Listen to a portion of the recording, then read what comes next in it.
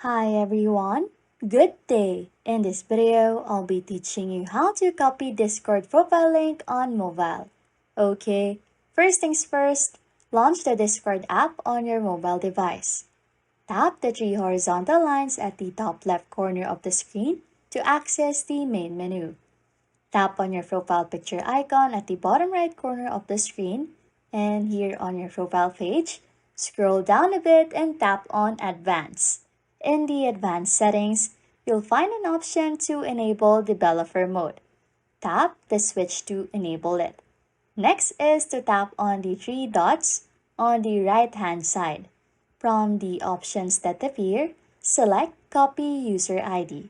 The result is your Discord profile link. Select and copy the entire link, and that should be able to fix your problem.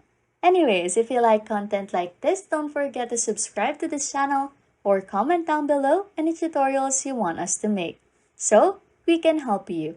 And that's it. You can now copy Discord profile link on mobile. Thanks for watching and happy scrolling.